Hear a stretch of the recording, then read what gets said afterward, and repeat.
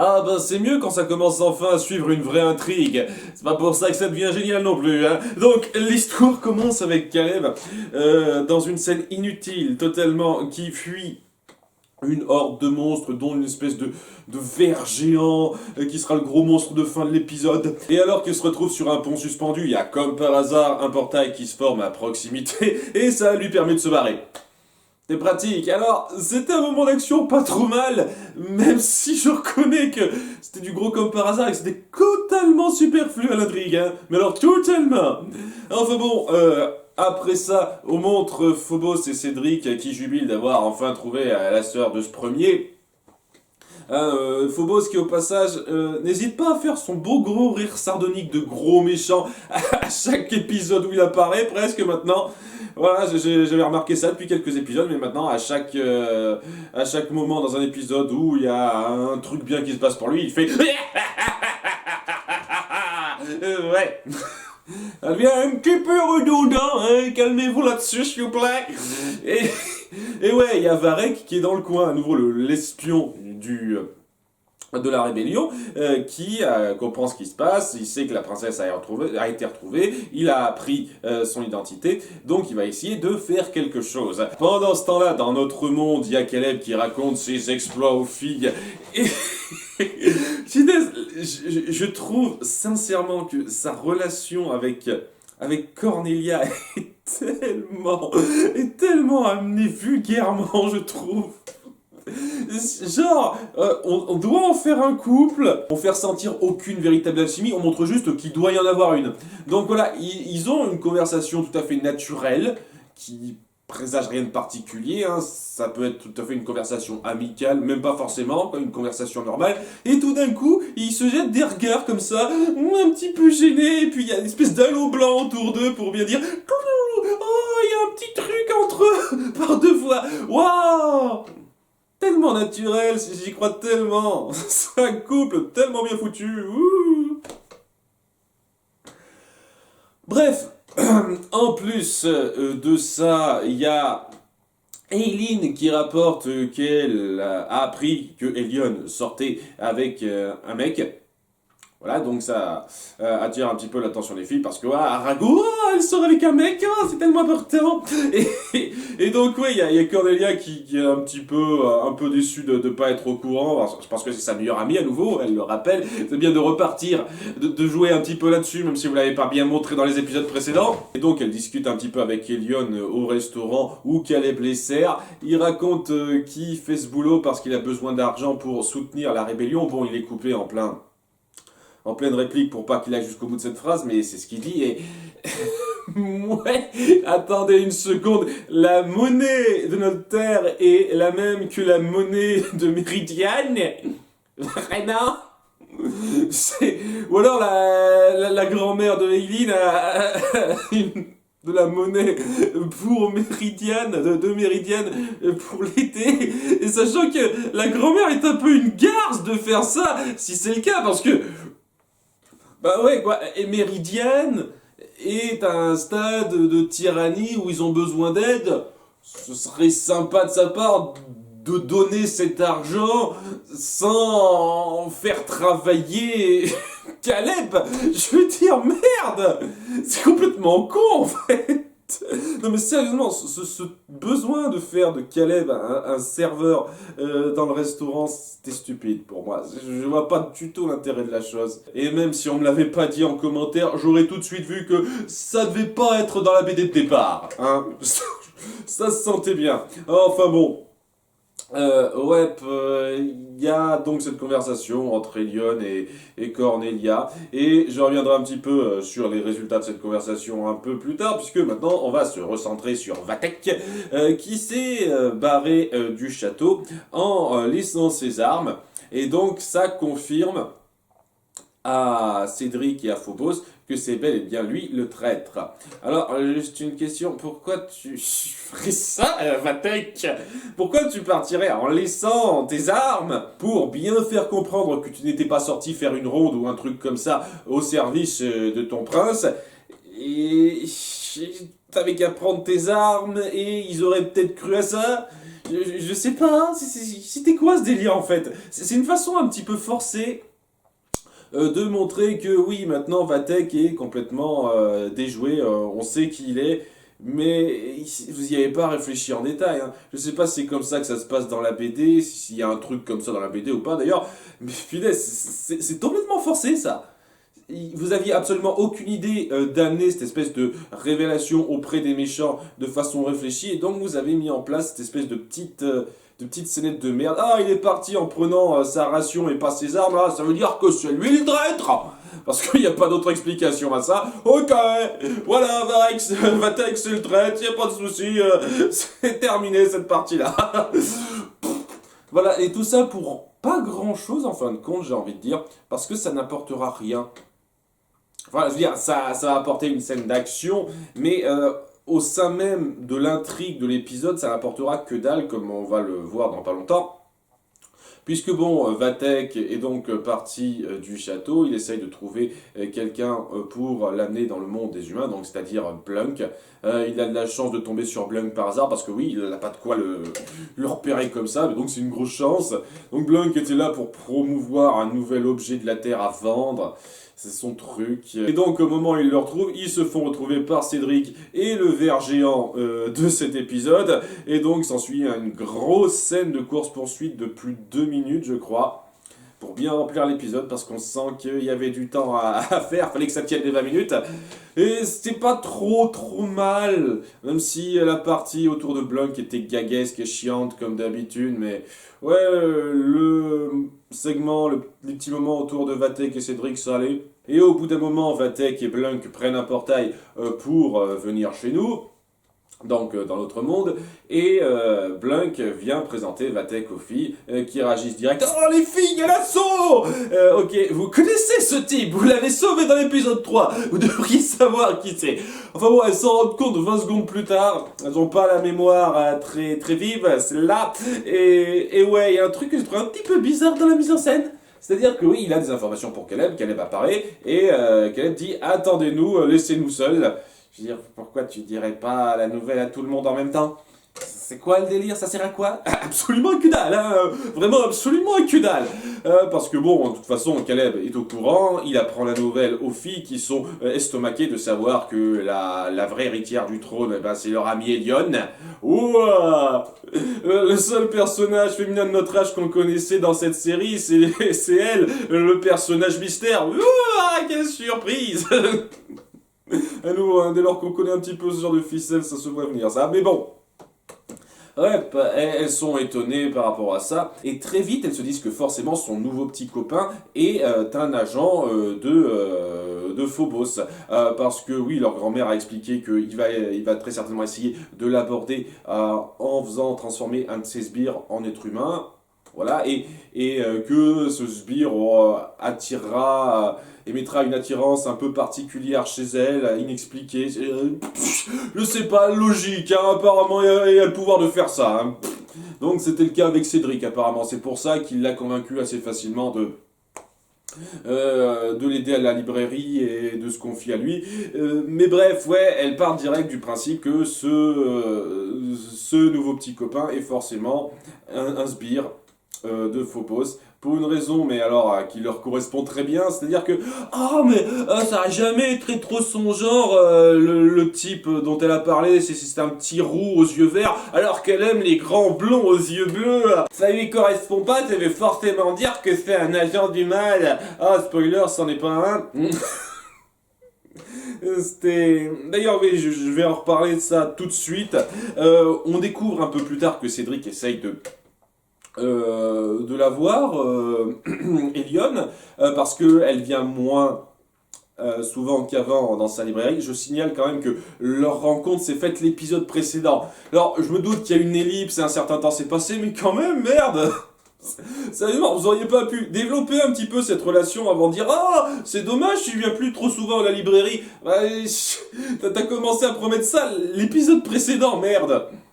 Il y avait un petit truc à faire entre temps. Plutôt que de faire des épisodes filer de merde au début sur des histoires sans intérêt, vous auriez pu faire un peu de développement autour de ça, quoi. Merde. Des petits détails à la con. Mais bon. son nouveau petit copain que toutes les filles prennent en grippe. Elle décide donc de s'immiscer dans leur sortie au cirque, enfin à la fête foraine. Oui, parce que oui, Elion et son petit copain Brad, je sens qu'il va pas avoir une grande importance, il me semble que c'est Brad, sont sortis à la fête foraine et nos 5 héroïnes ont décidé de les chaperonner de façon pas très subtile, ce qui fait que le petit copain se sent un petit peu opprimé par les regards accusateurs de ces personnes-là, et en plus, oui, complètement dépassé par leur surprésence à chaque moment de leur rendez-vous. Et vers la fin, on découvrira que à cause de ça, il en aura marre de sortir avec Elion. Sans vouloir être vexant, c'est quand même pas super sympa. Hein. Je veux dire, oui, il y a un problème avec tes amis, mais tu pourrais juste essayer d'en parler. Tu pourrais pas juste dire à Lyon, oui, je t'aime beaucoup, mais tes amis me posent un peu problème. Est-ce que tu pourrais pas vouloir en parler avec elle, histoire de leur dire de nous faire un peu de laisse. Non, non, non. J'ai plus envie de sortir avec toi parce que tes amis m'ont un petit peu gavé l'espace d'une soirée. Ouais, hein, si c'en est à ce stade-là, je pense que t'as pas loupé grand-chose, ma petite. Même si je dis pas une seule seconde que les filles sont pas mal à blâmer là-dessus. À nouveau, elles partent directement dans les accusations faciles, alors que c'est juste circonstanciel. Ce que vous avez déduit, rien de plus. Mais non, hein, vous partez sur sur ces conclusions hâtives une fois de plus, comme avec le prof d'histoire-géographie avant. Toujours sympa. Et oui, pendant ce temps-là, il y a Cédric qui a envoyé un ver, le ver géant à l'attaque dans la fête foraine. Comme ça, les witches, enfin les gardiennes peuvent se transformer et s'occuper de lui, histoire de balancer une scène d'action assez inutile. Ouais, l'action se force un petit peu dans l'intrigue de l'épisode et je trouve que ouais, c'est pas mauvais, mais c'est pas non plus. Je pense que ça aurait pu être amené de façon plus fluide. Et donc, ouais, ça mène un combat où elles finissent par enfermer la bête parce qu'à nouveau, elles ne peuvent détruire personne. Même un monstre géant, un gros ver de terre géant, elles ne peuvent pas le tuer ou le brûler ou quoi que ce soit. Et il faut qu'elles l'enferment dans une espèce de grosse caisse en bois qu'elles ont reconstruite eux-mêmes. Une espèce de côté très tout public qui est un petit peu gênant. Personnellement, je trouve, quoi. Il y aurait quand même moyen de montrer qu'on peut se débarrasser de telles créatures sans aller dans le sanglant ou quoi que ce soit et qu'à la faire disparaître, faire une espèce d'explosion ou un truc comme ça, sans aller à fond dans le gore ou la violence quoi que ce soit. Vous pouvez faire le fameux pouvoir qu'on n'a encore pas vu être mis en avant et qu'on voit dans l'épisode 1 où les 5 regroupent leurs pouvoirs ensemble pour détruire ces espèces de gros monstres qui les attaquent. Ça serait un truc à faire. Je dis ça, je dis rien. Hein. Mais non, vous le faites pas. Juste, je sais pas, quoi. Il y a une espèce de créature super puissante et qui peut faire du mal aux autres, qui est piégée dans une grosse caisse en bois. Qu'est-ce que vous allez en faire? Comment vous allez gérer ça par la suite? C'est pas montré. Vous allez le laisser là, vous allez demander à Caleb de l'amener ailleurs à Meridian, sachant que vous avez refermé le portail du coin, donc... Ah oui, au passage, bon, en parlant de portail, oui, ils se sont rencontrés pas loin de la fête foraine et c'est là qu'ils ont leur rendez-vous de ce soir, donc Elion et Brad. Et comme par hasard, il y a un portail qui s'est formé pas loin de cette fête foraine. Donc là, j'avoue que c'est quelque chose, un indice un peu plus probant pour que nos héroïnes croient qu'il s'agit d'un serviteur de Phobos. Je reconnais. Seulement, étant donné que ce n'est pas un serviteur de Phobos, c'est de la grosse, de la grosse coïncidence pour rien, en fait. J'ai envie de dire, c'est histoire de justifier un chouïa plus la suspicion de nos héroïnes, mais étant donné que ça relève d'une grosse coïncidence, c'est complètement forcé en fin de compte. Voilà. C'est un petit détail que je tenais à dire. Enfin bon, suite à la rupture entre Elion et son nouveau chéri, un couple qui n'aura pas duré très longtemps, Elion se remet à fréquenter Cédric parce que elle a besoin de le voir quand ça va pas très fort dans sa vie. Et étant donné qu'elle avait trouvé un nouveau petit copain, ça allait bien dans sa vie avec lui, là, elle se sentait mieux. Et maintenant que son petit copain l'a plaqué pour des raisons un peu stupides, elle se redirige vers Cédric pour aller mieux. Donc ouais, elles ont indirectement aidé à ce que Elion se rapproche de Phobos, nos 5 héroïnes. Il y a une conséquence à leurs actes cette fois-ci. Donc je vais pas le nier, il y a enfin une petite histoire de karma là-dedans. Et on découvre à la fin que nos 5 héroïnes se tâtent pour dire la vérité à Elion. Et je vois pas pourquoi il y aurait besoin de se tâter, dit je veux la vérité. Vous savez qui c'est. Mais il y a une majorité d'entre elles qui disent non. Il me semble que c'est Aileen et Cornelia qui veulent lui dire la vérité, et les 3 autres qui disent non, non, non. Avec l'argument complètement pourri, elle va nous prendre pour des tarés, elle nous croira pas. Alors, j'ai qu'une chose à vous dire, vous avez le pouvoir de vous transformer en gardiennes, qui ont des pouvoirs magiques. Vous pourriez facilement la convaincre que la magie existe, que vous êtes des gardiennes et que vous avez une mission importante. Et à ce moment-là, si elle n'est pas trop fermée d'esprit, elle pourrait peut-être comprendre après coup que quand vous dites que c'est une héritière d'un trône magique, elle pourrait vous croire un peu. Et dans l'absolu, même si elle vous croirait pas, elle serait quand même plutôt contente de voir que vous lui avez dévoilé votre secret d'identité magique. Ce serait une bonne raison de faire en sorte de s'approcher plus d'elle et de la mettre davantage en garde de ce que le monde magique pourrait lui faire. Il n'y a pas photo. Il n'y a pas de... il n'y a pas de dilemme à avoir. Faut lui dire la vérité, là. Quelles sont les mauvaises conséquences à part « Oh, elle nous croira pas, elle croira qu'on est folle !» Non. Dès lors qu'on réfléchit 2 secondes, ça marche pas. C'est Tarani, l'intello du groupe, qui dit ça en plus, merde. Sérieusement. Putain, c'est complètement con, ça. Mais ouais, ça amène une petite dissension au sein de notre groupe, parce qu'à nouveau, ce n'est pas une décision unanime, notamment Cornelia, qui tient vraiment à ce que sa meilleure amie soit un peu au courant de ce qu'elle fait. Juste un truc par rapport à ça qui, je pense, pour moi, aurait pu vraiment d'autant plus mettre du poids à cette scène dramatique, malgré le fait que ce soit super forcé, c'est que Cornelia ressent le besoin de raconter cette partie importante de sa vie à sa meilleure copine, avant même qu'elle sache que c'est l'héritière du trône, etc. Mais non, vous le faites pas. Vous y pensez pas. Et je trouve ça dommage parce que cette espèce de relation un peu forte qu'on est censé ressentir entre Cornelia et Elion, cette espèce d'amis de toujours, etc., ben, je le ressens pas. L'épisode où vous avez dit que Elion et Cornelia étaient les meilleurs amis, c'était à peine appuyé. Mais vraiment à peine appuyé, l'épisode du labyrinthe. Après, elle apparaissait de temps en temps histoire de dire qu'elle était qu'elle était un petit peu l'amie du groupe, mais sans plus. Et là maintenant, vous réinsistez sur le fait que elles sont meilleures potes.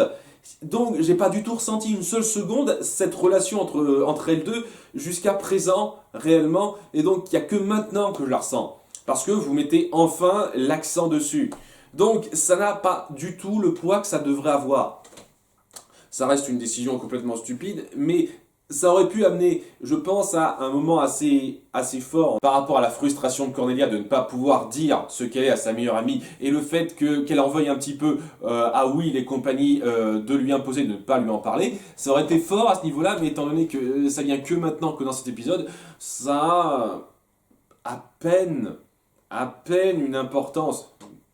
Je ressens un petit truc, mais pas grand-chose, quoi. Ça aide pas. C'est dommage. Après, ça reste un épisode pas trop mal. Il y a plusieurs moments que j'ai trouvé moyens dans la mise en scène, mais l'histoire progresse enfin.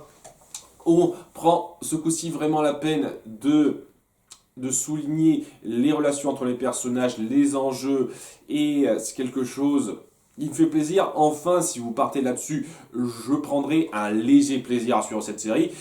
Pas énorme, hein. En tout cas, si ça maintient ce niveau-là, ce sera pas énorme, mais ce sera quand même un léger plaisir à suivre cette série, si vous continuez sur cette voie-là. En attendant, on verra un petit peu comment ça se goupille, tout ça. Mais je sens que cette espèce de dissension qui va se créer entre Elion et les filles sera un peu forcée par le scénario vu comme c'est parti avec cette fin d'épisode. On verra bien par la suite. À bientôt pour l'épisode 13. Bye.